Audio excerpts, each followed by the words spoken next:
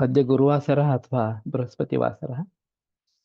आषाढ शुद्ध द्वादशी दिनांक 18 जुलै 2024।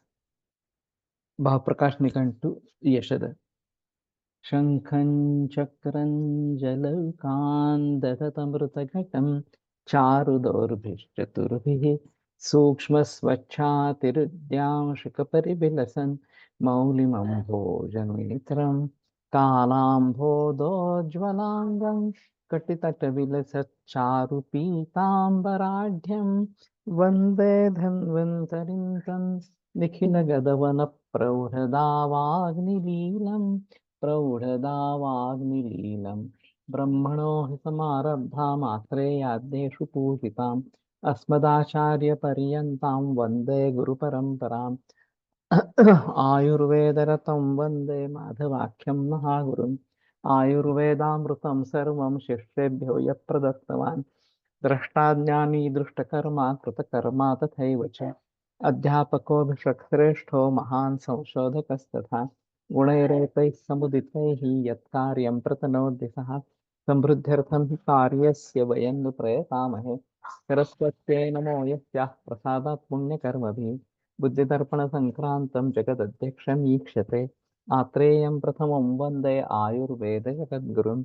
आयुर्वेदामृतं सर्वं गृहीत्वा हि सुरेश्वरात् अग्निवेशादिकेभ्यो यत् प्रयच्छत् मुनिसत्तमः प्रथमं तन्त्रकर्तारम् अग्निवेशं नमाम्यहम्।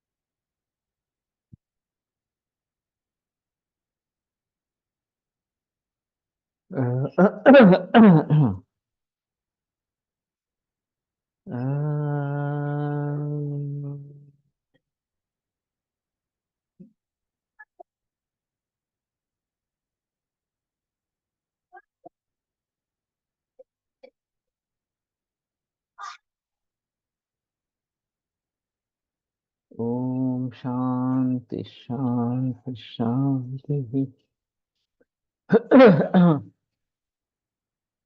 जशदं रंगसदृशं रीतिहेतुश्च तन्मतम्। जशदं तुवरं तिक्तं शीतलं कफपित्सरि चक्षुषं परमं वेदान् पांडुं श्वासं च नाशयति। तो यशद भस्म या जसद भस्म ये गंगाधर शास्त्री गुणे के किताब में इन सभी के बारे में थोड़ी बहस है। तो एक ऐसा भी कर सकते हैं थोड़ा सा, क्योंकि ये हम पढ़ रहे हैं और द्रव्य गुण किताब में तो कुछ नहीं है। गोवा पढ़ के कि मैंने अभी देखा, वो केवल वनस्पति वनस्पति औषधियों के बारे में ही उन्होंने बताया है। तो ये इसका हिंदी ट्रांसलेशन भी अवेलेबल है एक्चुअली। वो पीडीएफ वगैरह ऐसी कुछ ऑनलाइन मिलती है क्या, देखिए गंगाधर शास्त्री जी की। अर्थात थोड़ा वो संक्षेप में है। नहीं तो आयुर्वेद सार संग्रह इसमें इसके बारे में थोड़ी बात होगी। इस प्रकार से वैद्यनाथ की किताब है। तो ये तुवर तिक्त शीतल कफपित्त रुत चक्षुषम परमम, ये एक अच्छी बात है इसमें। मेद पांडु श्वास इनका नाश करता है। अभी तिलक आयुर्वेद महाविद्यालय में जब मैं पढ़ता था, मैं बात कर रहा हूँ 1975-76 की, 76 में होगा शायद, एक लेक्चर हुआ था। यहाँ से बीए मेंडेस करके फिर एलसीपीएस एमबीबीएस ऐसा कुछ करके, या ऐसे ही सीधे जर्मनी में चले गए थे। और फिर वहाँ पे रिसर्च में जुड़ गए, एलोपैथी के रिसर्च में। और फिर उस समय में इंसुलिन नया नया खोज नई नई खोज हुई थी, लेकिन इंसुलिन स्टेबल नहीं था। तो उसको स्टेबल करने के लिए जिंक का प्रयोग किया गया, जिंक इंसुलिन प्रचलन में आया, तब से वो स्टेबल हो गया। तो वो उस टीम में थे और उन्होंने सभी जो व्याख्यान दिया वो जिंक इंसुलिन कैसे प्रचलन में आया और जिंक का इसमें कैसे रोल है, ये बात सामने आई। अब गुणेश शास्त्री के किताब में इस शब्द का प्रयोग खास करके डायबिटीज में इस प्रकार के आया है। प्रमेह में हम बोलेंगे, डायबिटीज बोलेंगे नहीं बोलेंगे, थोड़ा अजब रहेगा। और त्रिभंग भस्म एक अलग रहता है जो कॉम्बिनेशन है, लेकिन केवल यशत का इस प्रकार से प्रयोग, और दूसरा यशत का प्रयोग जो है वो वसंत कल्पना में है। लघुमालिनी, मधुमालिनी, सुवर्णमालिनी, इन सभी में यशद ये है। तो वहां पे एक थोड़ा सा इस प्रकार के बारे में सोचा जा सकता है कि पूरे धातुओं का निर्माण करना एक सामर्थ्य इसमें है। और खास करके जिंक इंसुलिन जो बना, उस हिसाब से शायद गणेश शास्त्री की किताब में वो लिया गया इस प्रकार से, क्योंकि वैसे यहाँ मेद का उल्लेख है लेकिन प्रमेह का नहीं है इस प्रकार के। पांडु श्वास इनका संदर्भ दिया गया है। तो वैसे यशद भस्म अलग कम प्रयोग में लाया जाता है इस प्रकार से। ने चक्षुषम परमम, ये बात कही गई है, उसका शायद हम कुछ प्रयोग करें कि ये अच्छी तरीके से चक्षुष के लिए कैसे काम करता है ये देखना इस प्रकार से। लेकिन मुझे अभी लगता है कि गुणेश शास्त्री की जो किताब है वो थोड़ी इंटीग्रेटेड इस प्रकार की किताब है। उस समान जमाने में जब एलोपैथी का काफी वर्चस्व इस प्रकार का था, नए नए खोज उसमें हो रहे थे, और फिर इनको उनसे सामना करना पड़ता था, ये भी बात होती थी इस प्रकार से। तो इसलिए उसके बारे में काफी बहस इसमें गुरु शास्त्री की किताब में मिलती है। उसके पूर्व अगर कुछ वाङ्मय उपलब्ध होगा तो शायद आयुर्वेद दृष्टि से किस प्रकार से काम करना है ये थोड़ा बेहतर है। दृष्ट्वा भोगिसुतां रम्यां वासुकिस्तु मुमोचयत्, वीर्यं जातस्ततो नागः सर्वरोगापहा नृणाम्। भोगिसुता रम्या, तो रम्या इस प्रकार की एक सर्प की कन्या भोगिसुता देखकर वासुकी ने वीर्य छोड़ा और उससे नाग निर्माण हुआ, इस प्रकार की कथा है ये। सर्वरोगापहा नृणाम्। सीसम ब्रध्नंच तपप्रंच योगेष्टम नागनामकम, सीसम रंगगुणम नेयम विशेषान मेहनाशनम। ये रंगगुण पहले भी आया था, अभी भी आया है। नागस्तु नागशततुल्य बलम ददाति, व्याधिम विनाशयति जीवनमातनोति। तो नागशततुल्य बल, नाग यानी कि हाथी, तो 100 हाथी इतना बल नाग देता है। व्याधि विनाशयति जीवनमातनोति, वह्निं प्रदीपयति काम बलं करोति, मृत्युंच नाशयति सतन संतत सेवित सहा। तो अग्नि प्रदीप्त करता है, काम बल बढ़ाता है, मृत्यु का नाश करता है। पाकेन हीनो किलवंग नागौ कुष्ठानि गुल्मांश्च तथाति कष्टान्, कंडु प्रमेहानिल सादशोथ भगंधरादीन कुरुत प्रयुक्त। यह चेतावनी भी है कि हीन पाक इस प्रकार का अगर बंग या नाग, तो ये कुष्ठ गुल्म ये अति कष्ट इस प्रकार से कंडु प्रमेह अनिल साद शोथ भंग इनको निर्माण करता है, आदि को निर्माण करता है। तो गुणेश शास्त्री ने नागस्तु नाग तुल्य बलम ददाति इतना ही ले लिया है वास्तव में। मुझे याद नहीं है आगे का श्लोक उन्होंने वहां पे लिखा है या नहीं लिखा है इस प्रकार से।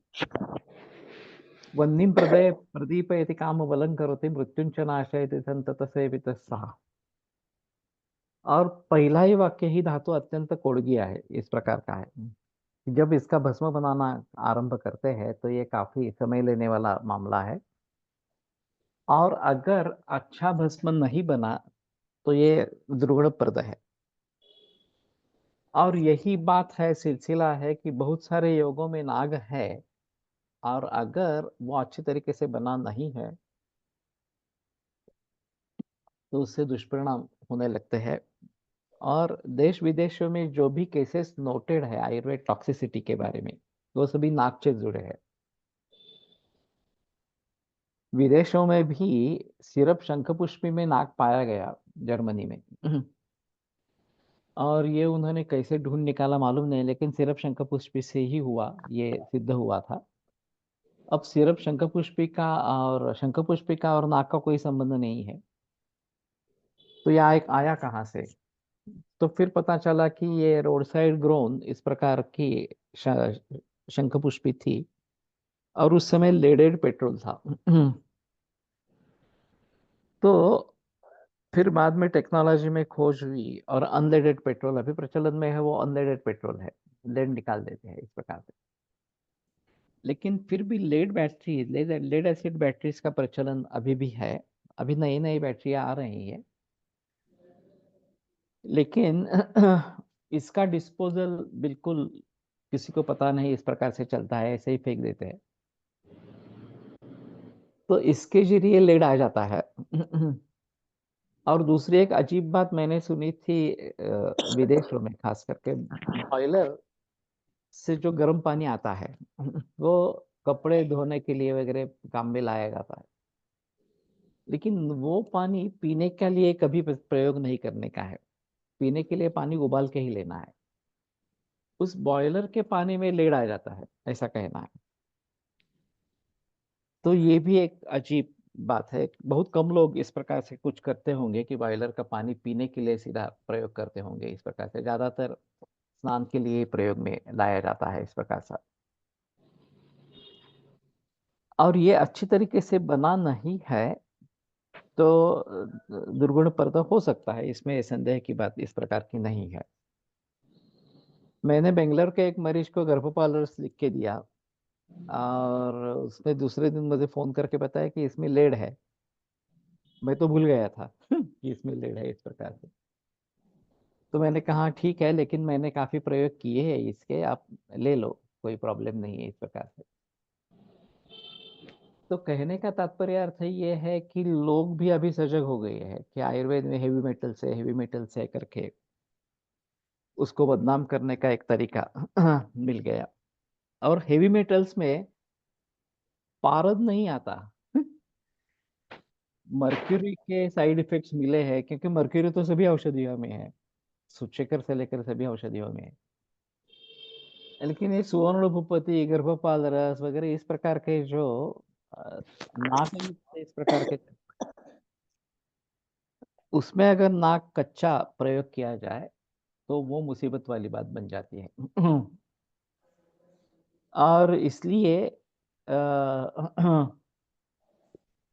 सोच समझकर इसका प्रयोग होना चाहिए। अब त्रिवंग तीनों का एकत्र बनाते हैं, जैसे नाग और वंग इस प्रकार का। वो मालूम नहीं है कि उसमें नाग जो आता है वो तकलीफ देने वाला होता है या नहीं होता है, अगर त्रिभंग भस्म अच्छा नहीं बना इस प्रकार से तो। लेकिन त्रिभंग भस्म का प्रचलन है वैसे भी, और खास करके प्रमेह शुक्र से संबंधित विकार, इनमें त्रिभंग अच्छा काम करता है।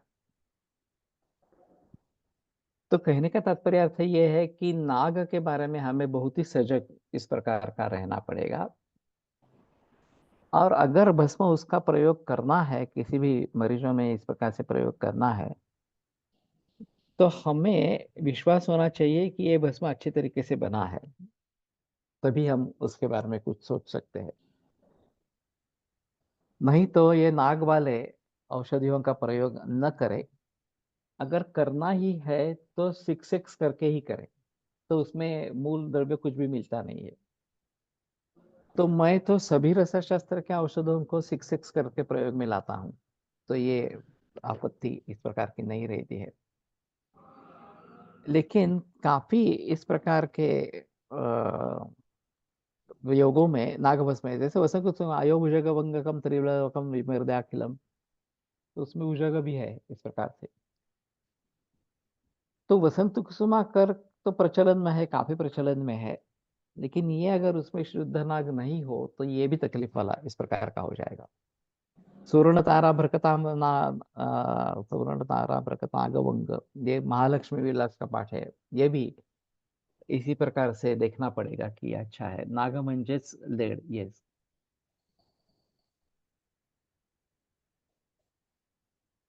6 मीन यानी कि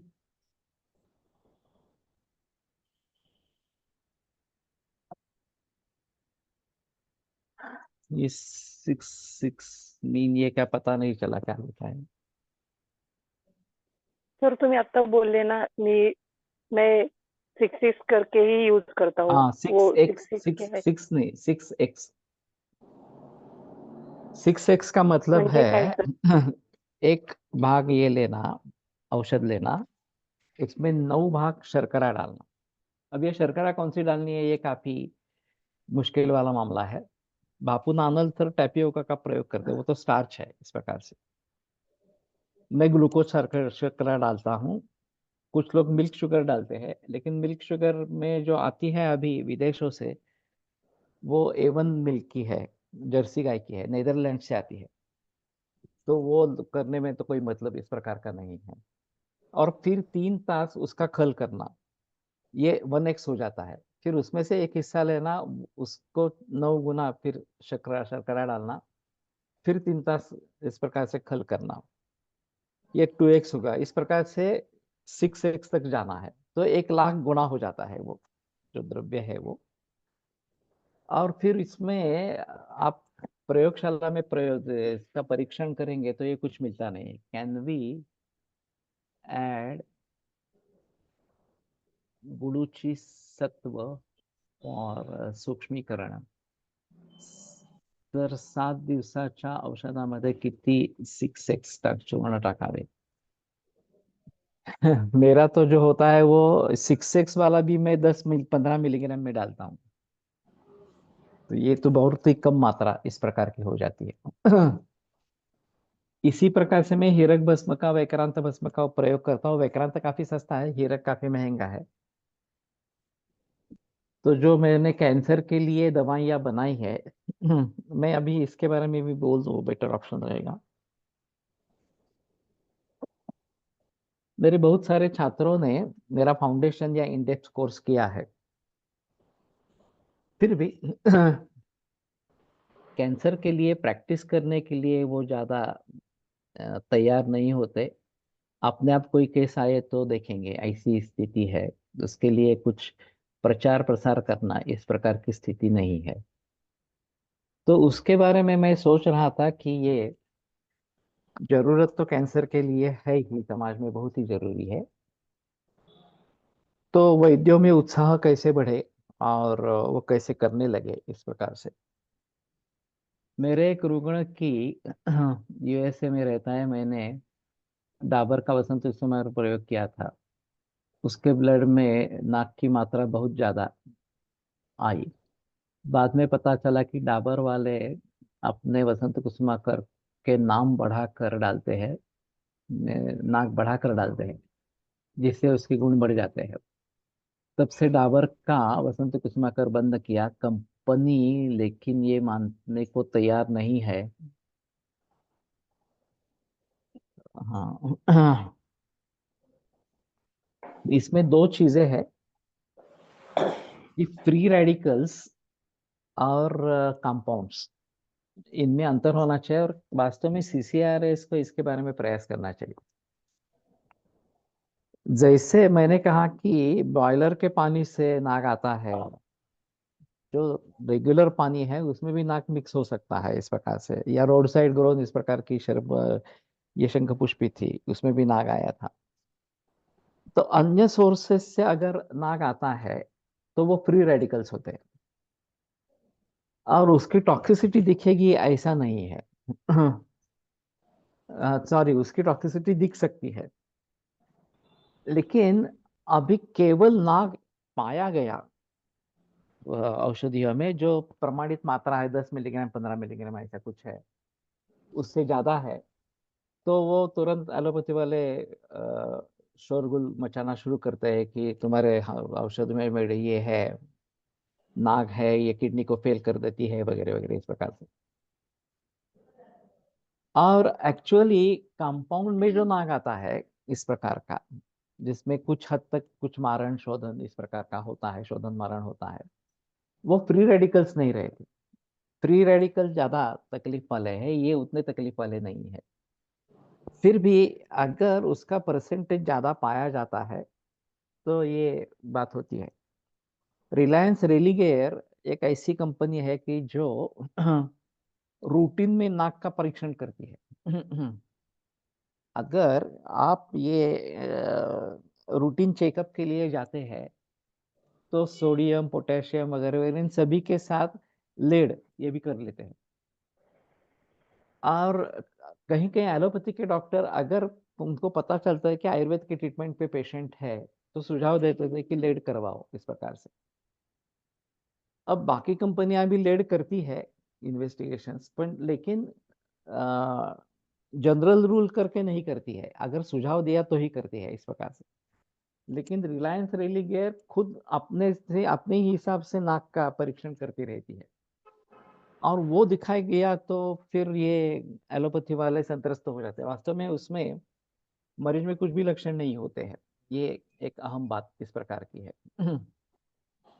फिर भी एक आयुर्वेद को कोसने का उनके उनको रीजन मिल जाता है, और फिर आयुर्वेद बदनाम करने के लिए इसका प्रयोग तो जरूर होता है, इसमें कोई संदेह की बात नहीं है।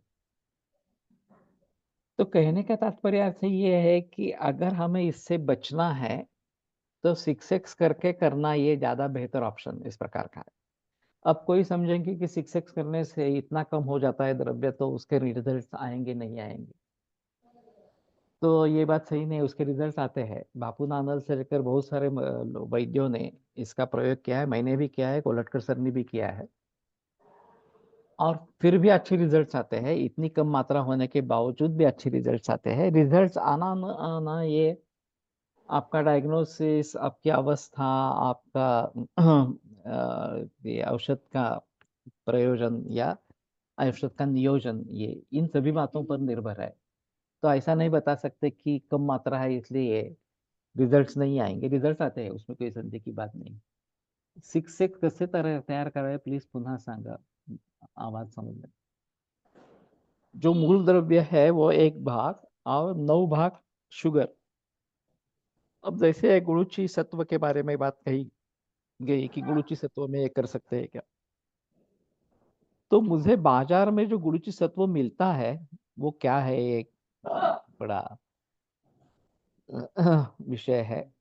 हमने गुरुची सत्व घर के बना के देखा था, और बहुत सारी गुरुची प्रयोग करने के बाद बहुत थोड़ा सत्व मिलता है। तो बाजार में इतने सस्ते कैसे मिल सकता है ये मालूम नहीं मुझे। तो गुरुची सत्व होता ही नहीं है, स्टार्च ही होती है इस प्रकार से, जैसे टैपियोका भी स्टार्च ही है। तो टैपियोका के पाउडर अमेजोन पर अवेलेबल है, इनर्ट एक्शन जैसी है उसकी, तो उसमें अगर करते हैं तो एक अलग बात इस प्रकार की रहेगी। ग्लूकोज शुगर में करने से तकलीफ नहीं आती, केवल वर्षा ऋतु में कदाचित पानी पकड़ सकता है उसको, बाकी ऐसी बात नहीं होती। तो ये हमें जितना चाहिए उतना ही करके रखेंगे। 6x तक जाएंगे, वो समझो कि 10 ग्राम ले लिया, उसका 100 ग्राम बन गया। ये 100 ग्राम जब खत्म होने को आएगा तो 5x से फिर से एक बार एक हिस्सा लेने का और फिर एक बार 6x बनाने का। बाकी जो है वो बिल्कुल एक ही बार करके रख देनी है, और जैसे जैसे जरूरत पड़े वैसे पीछे पीछे जाए, ये ज्यादा बेहतर ऑप्शन इस प्रकार का है। और 3 घंटा खल करना है, ये इसमें एक महत्वपूर्ण है। कोणत्या भस्माचे करायचे? मैं तो सभी का करता हूँ, केवल भस्मों का करता हूँ ऐसा नहीं। वसंत कुसुमाकर, सोनल सुशेखर, ये सभी दवाइयाँ अभी बृहत्पाद चिंतामणि वगैरह, योगेंद्र रस वगैरह वगैरह, ये सभी दवाइयाँ 6x करके प्रयोग में लाता हूँ, या हीरक भस्म भी 6x करके प्रयोग में लाता हूँ। तो एक बार अच्छा द्रव्य हमारे हाथ में आ गया, अच्छा औषध आ गया, तो 6x करेंगे तो पूरा पूरी तुम्हारी जिंदगी उसी में चली जाएगी। फिर से खरीदने की जरूरत नहीं पड़ेगी, तोहमत नहीं आएगी। और मेरा डोज भी बहुत कम है, 10-15 मिलीग्राम ही देता है। नॉर्मल सर डोज बहुत ज्यादा देते थे, और वो ग्राम्स में चलता था इस प्रकार से। लेकिन उतना देने की आवश्यकता नहीं है, ये तो मैंने देख लिया है इस प्रकार से। तो अभ्रक माक्षिक भस्म, माक्षिक का नहीं किया है, अभ्रक का तो करते हैं। वैद्य नरहरि की पुस्तक में 8 घंटे खरल बोला है। हम तो 3 घंटे का ही कर रहे हैं। इनका कार्य है इसमें, नरहरि प्रभु का। और उन्होंने काफी इसके लिए बारे में प्रचार प्रसार भी किया है। बीच में इसमें सूक्ष्म औषधि के बारे में सेमिनार भी हुआ था, उसमें वही मुख्य इस प्रकार के थे। 15 मिलीग्राम पर डे डोज, या वन टाइम है ये, पुड़ी में डालने का डोज है इस प्रकार से। तो कहने का तात्पर्य अर्थ ये है कि इस प्रकार से अगर हम करवा लेते हैं तो ये नौबत नहीं आएगी कि औषध की जांच हो जाए तो उसमें ये मिलेगा इस प्रकार से। और खास करके रिलायंस रेलिगेयर, या फिर इस प्रकार के सुझाव देने वाले डॉक्टर, जब उनको पता चलता है कि आयुर्वेद पर केस है, आयुर्वेद ट्रीटमेंट ले रही है, ठीक हो रहे हैं, सुधर रहे हैं, तो ये तुरंत बताते थे कि आप ये परीक्षण करवाओ। उसमें ना मिल गया तो फिर बताते हैं नहीं नहीं, ये तो आपके लिए बिल्कुल गलत है। एलोपैथी की एक भी दवा साइड इफेक्ट्स के बिना नहीं है, फिर भी एलोपैथी का सभी जगह प्रचलन है, उसके बारे में कोई सोचता नहीं है। और ये बहुत सारे तरीके से विषारी द्रव्य हमारे खाने पीने में आ रहे हैं, उसके बारे में कोई बोलता नहीं है इस प्रकार। टेपियोका ही साबूदाना, या तो ये तो कंद है, केरल में इसका प्रयोग ज्यादा प्रचलन इस प्रकार का है। लेकिन वो बिल्कुल अनहाइजेनिक है, इसलिए बहुत सारे लोग साबूदाना खाना छोड़ देते हैं इस प्रकार से। ये नहीं करना है इस प्रकार के। बाबा रामदेव ने एक बार बताया था कि उनकी कुछ मेडिसिन्स में रोगी के टेस्ट करने पर स्टेरॉइड मिला। बाद में पता चला कि हरिद्रा में नेचुरल फाइटोस्टेरॉइड्स होते हैं। क्या यह सही है? वैसे एस्ट्रो में भी नेचुरल स्टेरॉइड्स होते हैं, लेकिन वो डोज कितना देते हैं इसके ऊपर ये थोड़ा सा निर्भर है। और नेचुरल स्टेरॉइड्स को नेचुरल फॉर्म में है, ये स्पष्ट होना जरूरी है। तो ये दिक्कत वाली बात नहीं होगी, नेचुरल फॉर्म में अगर वो है तो दिक्कत वाली बात नहीं होती है इस प्रकार से।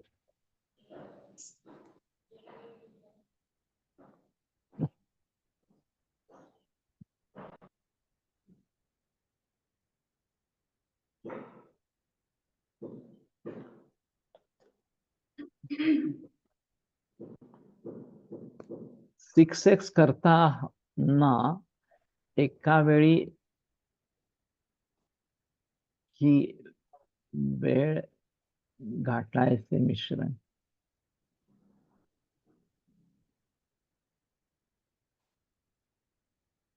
के कळलं नहीं।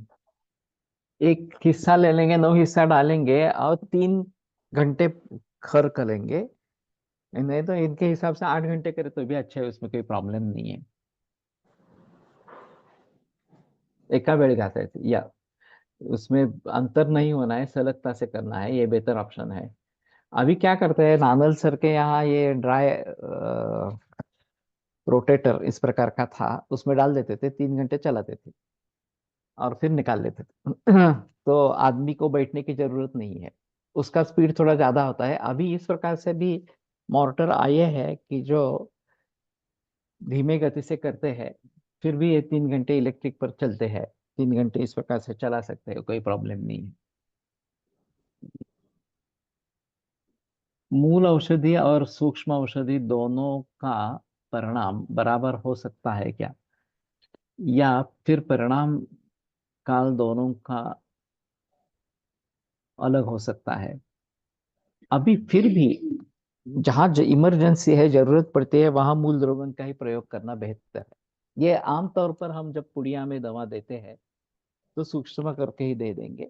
लेकिन अगर इमरजेंसी कुछ है और तात्काल हम काम करना चाहते हैं तो मूल द्रव्य ही वैसे देना ये बेहतर ऑप्शन है, लेकिन ये बहुत रेयरली देना पड़ता है,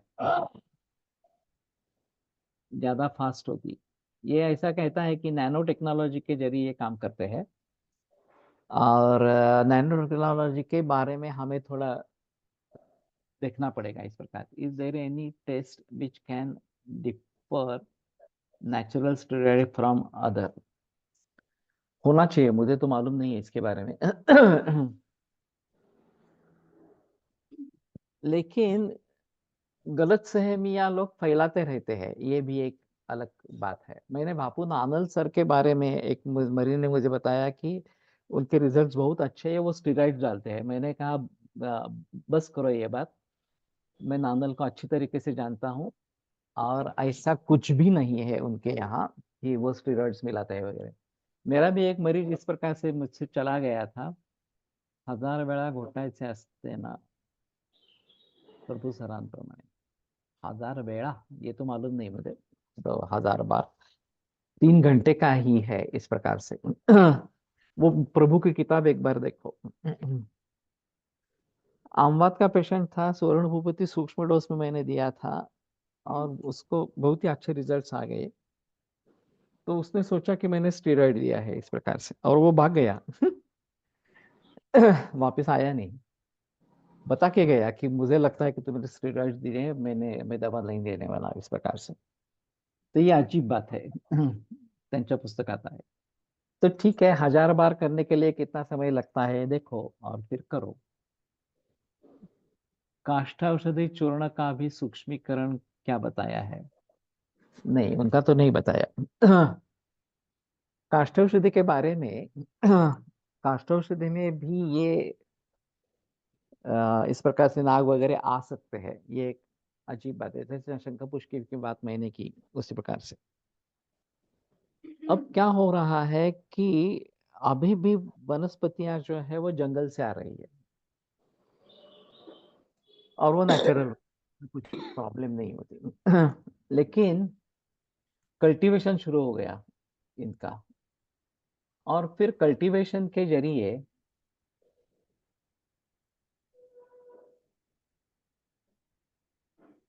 हम्म,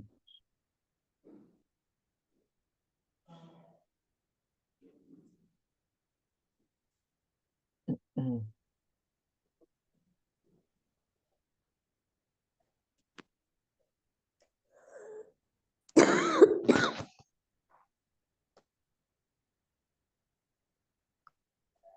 ये स्वर्ण भस्म लिख के ये इस प्रकार से दे रहे हैं तो अजीब है। ये तो योग है, औषधि भवन आयुर्वेद सेवा संघ नासिक, और इसमें नाग और स्वर्ण माक्षिक और ये स्वर्ण भस्म के नाम पर बेचा जा रहा है, ये तो बहुत अजीब है।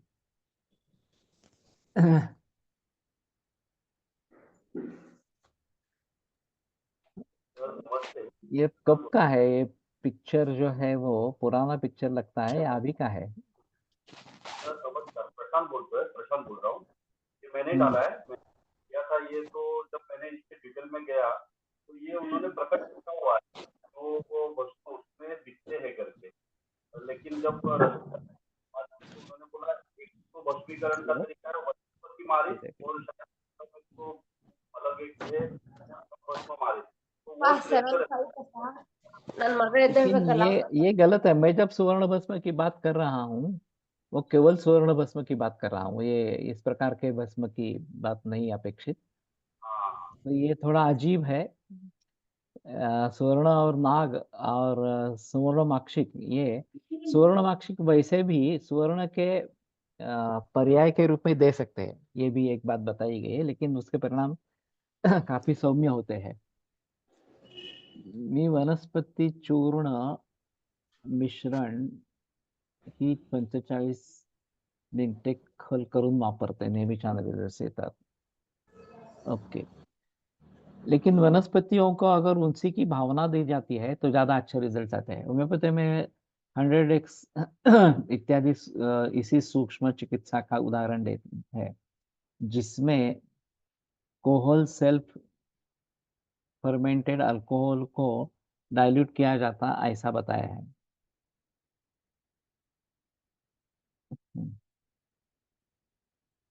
तो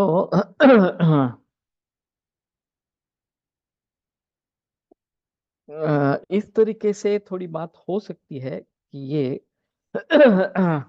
सूक्ष्मीकरण के जरिए उसकी गुणवत्ता बढ़ जाती है, कम मात्रा में होता है काम, और आमतौर पर इसी प्रकार से निपटा लेते हैं.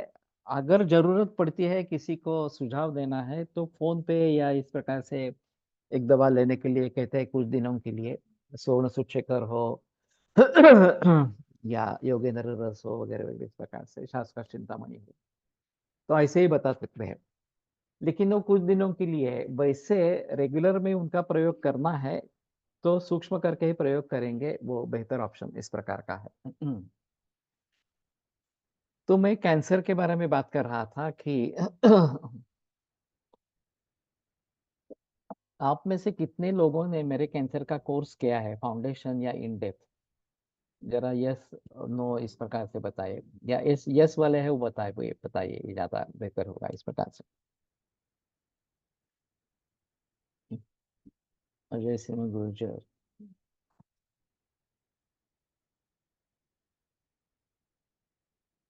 मनोज सिंह, मार्बल. ओके. तो 4 ही है.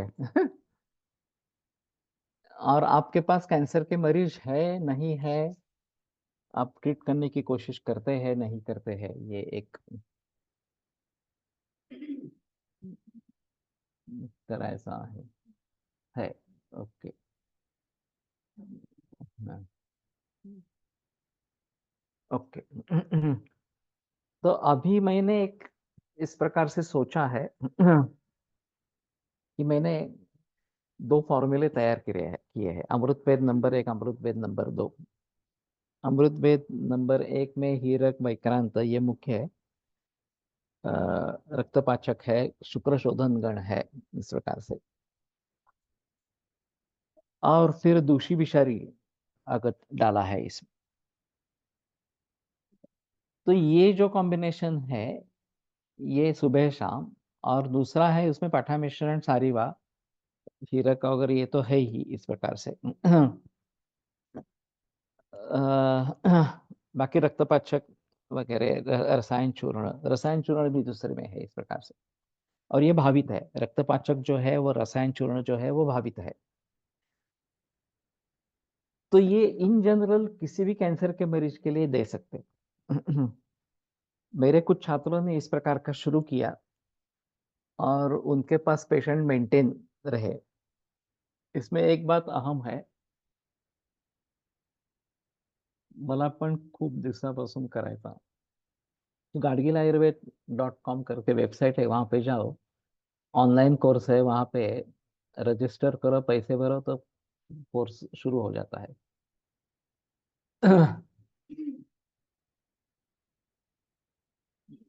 तो कहने का तात्पर्य अर्थ ये है कि आपको अग्नि देखना है, बल देखना है, इसकी कंडीशन रोगी की क्या है ये देखना है. अग्नि अच्छा है और थोड़ा खाना जा रहा है तो सीधे दूध पे उतर आ सकते हैं. अग्नि अच्छा नहीं है तो शुरू में पेयादिक्रम करके फिर दूध पे उतर आना है, इस प्रकार से. और बाकी लाइफस्टाइल में सुधार होना है, योग इसमें साथ में, इसके साथ में देना है.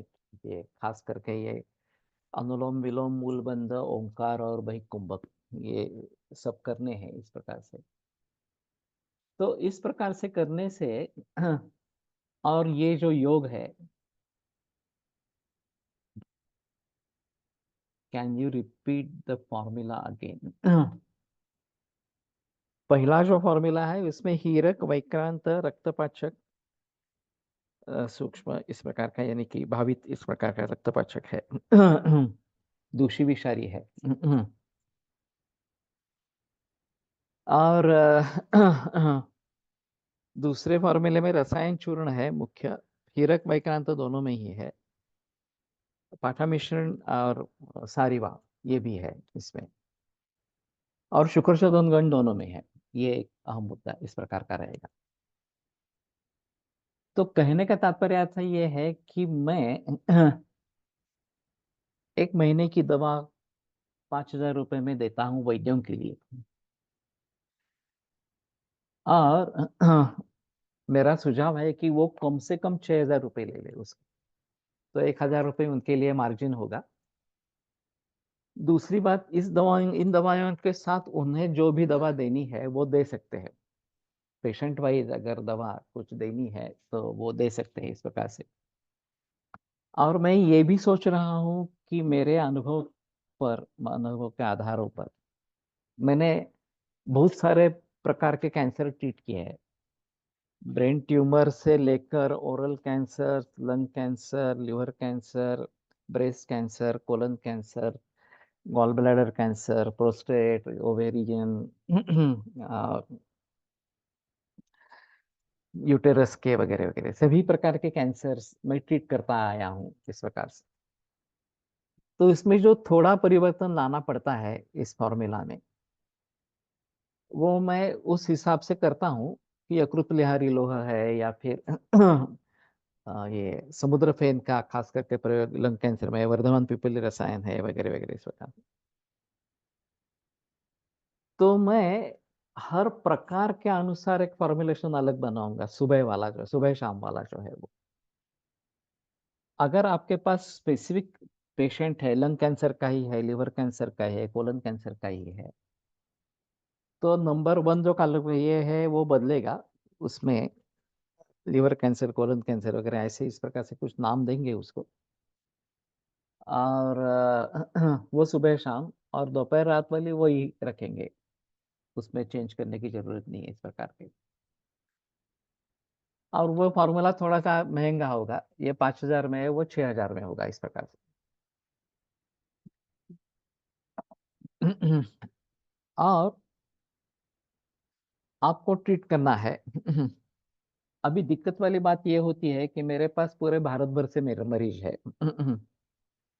और काफी लाइफ थ्रेटनिंग भी होते हैं इस प्रकार से, और तकलीफें भी बहुत ज्यादा होती है, विशेषतः दर्द ये कैंसर में बहुत कॉमन इस प्रकार का है। Rajeshwari, who is now present in class, is asking, can I do cancer course from sir after my postgraduate? अभी भी कर सकते हैं, बाद में भी कर सकते हैं, कोई प्रॉब्लम नहीं। वो खुद लिखे, कोई प्रॉब्लम नहीं इस प्रकार से।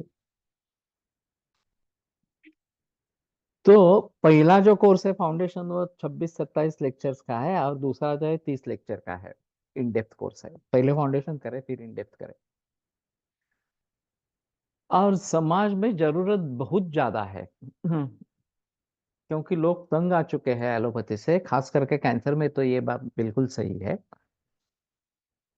और वैसे कैंसर के लिए अच्छी ट्रीटमेंट है ही नहीं एलोपैथी में, जो अभी किया जाता है उसके दुष्परिणाम बहुत ज्यादा है, फायदा कम इस प्रकार का है। और मिजरेबल डेथ की तरफ जाते हैं। तो हमारे हिसाब से कम ये तो बात हो सकती है। Yes sir, I am interested, thank you, details provide कीजिए। ये gargilAyurved.com, GADGILAYURVEDA.com ये वेबसाइट है, उसमें जाके रजिस्ट्रेशन करो, पैसे भरो, और फिर ये ऑनलाइन लेक्चर्स आते रहते हैं। तो मुझसे डायरेक्टली संबंध कुछ नहीं होता है इस प्रकार से।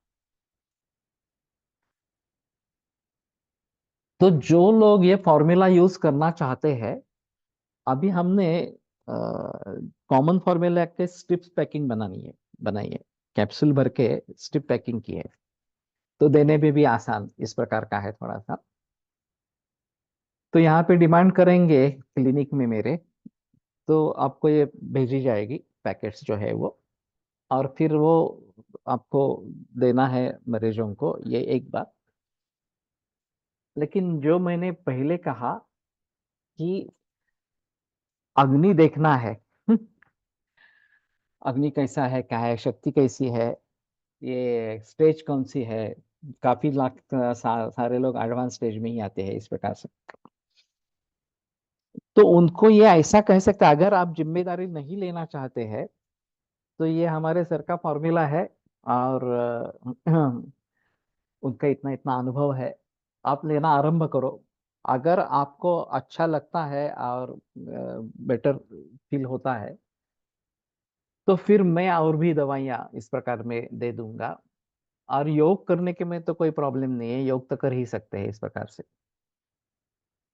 तो ये सभी बातें हो जाएगी। और परहेज के बारे में, देसी गाय का दूध ये प्रधान इस प्रकार का रहे, तो ये अगर करते रहेंगे तो फिर ज्यादा लोगों तक हम पहुंच पाएंगे। और जो एक समाज की नीड है उसको हम कुछ हद तक सेटिस्फाई कर पाएंगे। तो मैं चाहता हूं कि इस प्रकार का प्रचलन हो जाए तो ज्यादा लोग इसमें शामिल हो जाएंगे। वैसे डीएस सेंटर जो है, डीएस रिसर्च सेंटर कलकत्ता में शुरुआत हुई, बाद में मुंबई में है। वो इस प्रकार की प्रैक्टिस करता है। वो एक्चुअली कंपनी है, औषध कंपनी है। और उनके हर प्रकार के कैंसर के लिए अलग अलग फॉर्मूले हैं, लेकिन ये काफी महंगे हैं। और वो सीधा पेशेंट्स को भेजे जाते हैं, पेशेंट्स उनको सीधा कांटेक्ट करते हैं और वो पेशेंट को भेजे जाते हैं। जब तक अच्छा लगता है पेशेंट लेते रहते हैं, अगर ठीक नहीं हुआ तो छोड़ देते हैं इस प्रकार से। लेकिन मैं ऐसा नहीं चाहता, मैं वैद्यों की इन्वॉल्वमेंट उसमें चाहता हूँ। ताकि अगर रिजल्ट्स नहीं है तो क्यों नहीं है, स्टेज ही बहुत एडवांस है, कुछ करने लायक नहीं है, ऐसी स्थिति है तो ठीक है। लेकिन किसी दूसरे वजह से ये अगर हो रहा है तो उसको हम दूर करने की कोशिश इस प्रकार से करेंगे तो ये ज्यादा अच्छा इस प्रकार का रहेगा। और सच्चे रूप में आयुर्वेद को लोगों के पास, this site can't be reached.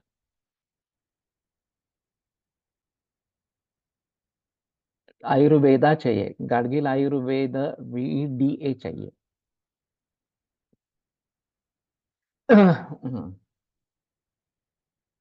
तो हो जाएगा, एक बार करके देखो।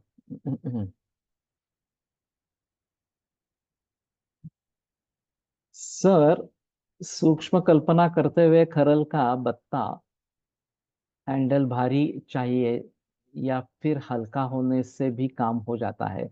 क्योंकि इलेक्ट्रिक खरल में यह हल्का होता है। इसके बारे में थोड़ा देखना पड़ेगा, सोचना पड़ेगा। वास्तव में इसमें हाथ की भी ताकत होती है और खरल की भी होती है। अगर वो ज्यादा गुरु है तो ज्यादा ताकत लगानी पड़ती है, ये भी सही है इस प्रकार से। काहीतरी प्रॉब्लेम आहे। Post COVID there is sharp rise in cancer पेश केसेस, ये तो है, इसमें कोई संदेह की बात नहीं है।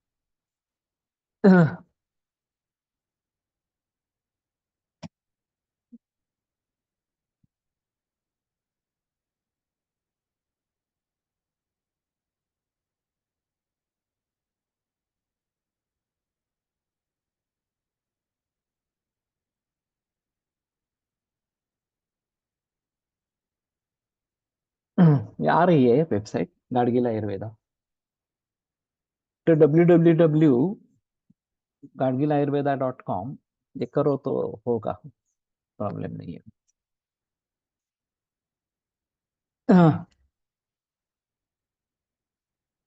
हाँ, तो मैं बता रहा था कि जो लोग नया कोर्स करना चाहते हैं वो नया कोर्स करे, उसमें संदेह की बात नहीं है। लेकिन जिन्होंने किया है और जो कैंसर में प्रैक्टिस करना चाहते हैं उनके लिए ये अच्छा रहेगा।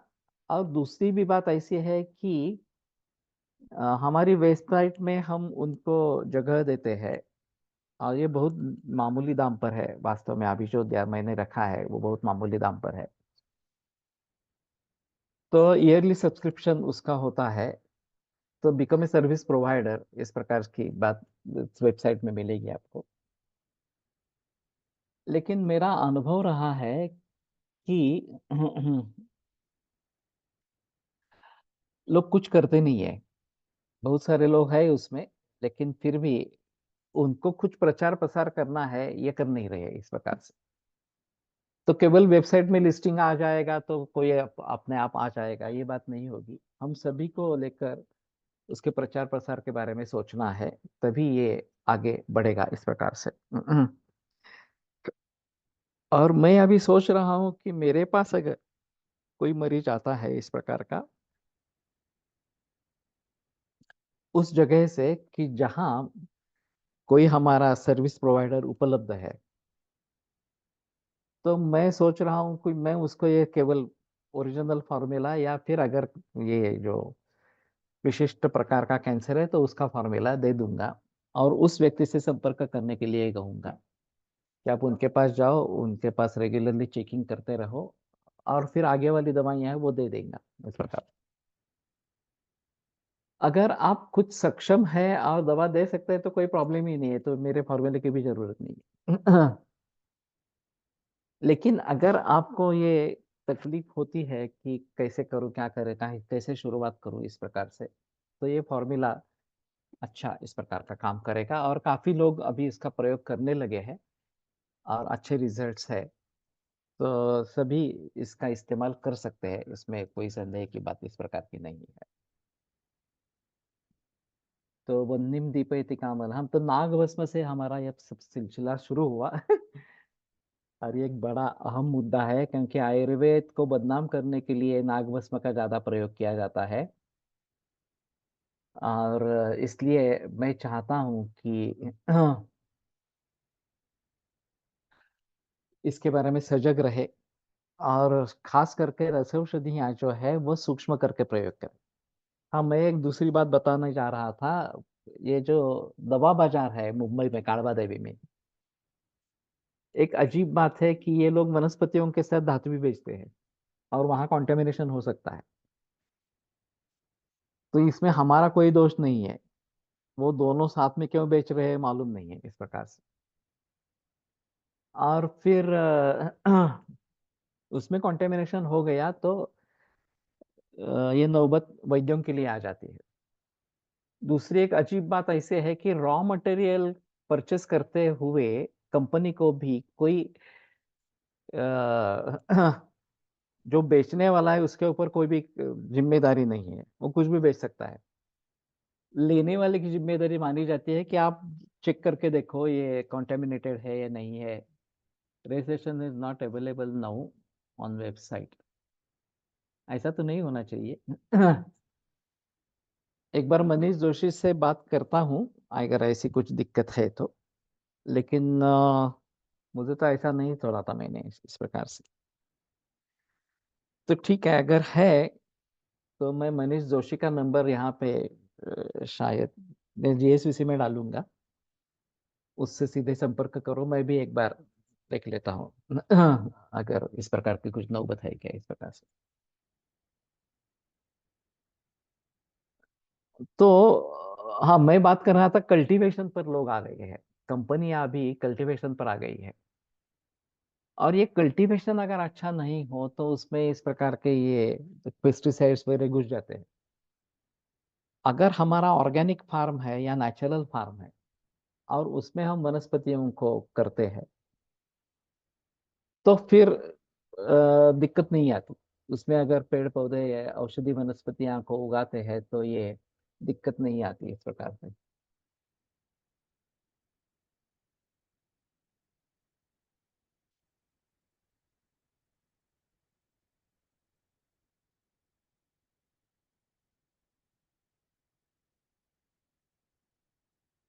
ये पुराना है।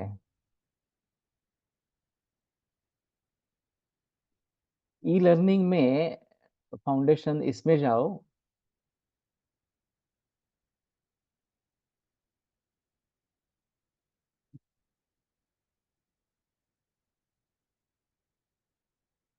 ये पुराना वाला रजिस्ट्रेशन क्लोज हो गया था, उसका ये है शायद। मैं उससे एक बार बात करता हूँ, मनीष जोशी से। तो वो मेंटेन करता है वेबसाइट को, तो वो बता देगा, बता सकेगा कि क्या करना है क्या नहीं करना है, इस प्रकार से।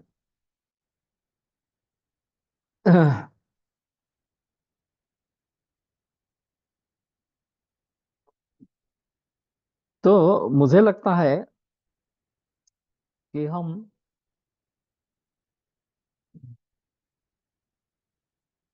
खास करके कैंसर के बारे में जरूर सोचे। उसमें इसमें संदेह नहीं है कि जब एडवांस केसेस रहते हैं और लाइफ थ्रेटनिंग रहते हैं, तो ये मामला गंभीर होता है। और फिर हम सभी के लिए दिक्कत वाली बात होती है। लेकिन पिछले 40 वर्षों में मैं यही करता आ रहा हूँ, और फिर भी उसमें से कुछ केसेस मिराकुलस रिकवरी करके निकलते हैं। वो 100 में 4-5 ही होंगे, ज्यादा नहीं होंगे। काफी मेंटेन काफी होते हैं। फिर भी उन तक पहुंचने के लिए हमें 100 लोगों तक पहुंचना पड़ेगा। और दूसरी बात, ये जो अग्नि वगैरह की है, उसको सजगता से देखना पड़ेगा। क्योंकि अवस्था चूक गई, सामावस्था में हम कुछ कर रहे हैं, बगैर ही भूख खाना खा रहे हैं वो, तो ये दिक्कत वाला मामला हो जाता है। तो उसके बारे में सजग होना बहुत जरूरी इस प्रकार का रहेगा। और लोगों तक ये बात पहुंचानी है कि लाइफस्टाइल से जुड़ा डिसीज है, खेती से जुड़ा डिसीज है, तो उसमें परिवर्तन आना जरूरी है। इस प्रकार से केवल एलोपैथी करते रहते हैं तो ये दृष्टिकोण सामने आता ही नहीं है। जब हमारे पास मरीज आते हैं तभी इनके बारे में पता चलता है। तो ये बात उसमें सही होनी चाहिए। तो अभी लोह है, ये शायद हम कल इसके बारे में बात करेंगे। क्योंकि ये काफी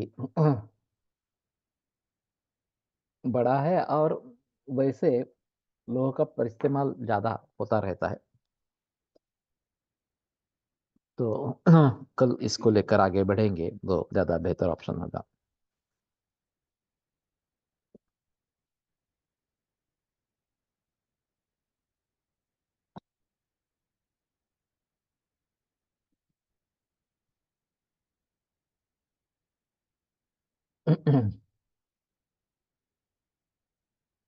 आयुर्वेद प्रकांडो निगदित शल्यतंत्र प्रधानः शिष्येभ्यः शाश्वतोऽयन्निखिलजनकृपा व्याप्तचित्तेन येन आयुर्वेदस्य वाञ्छन् पुनरपि भुवने ताञ्च सुष्ठु प्रतिष्ठां श्रेष्ठं धन्वन्तरिं तं प्रणमति च सदा वैद्यवर्गो हि नूनं, वैद्यवर्गो हि नूनम्।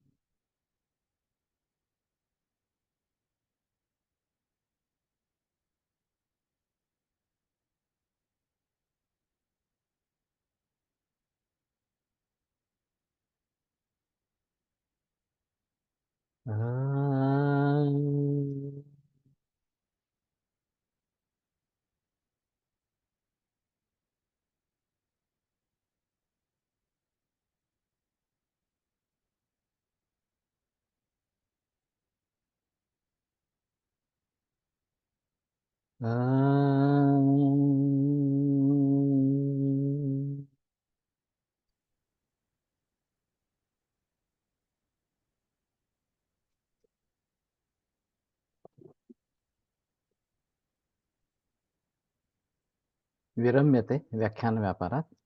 श्वः पुनरपि मिलिष्यामः।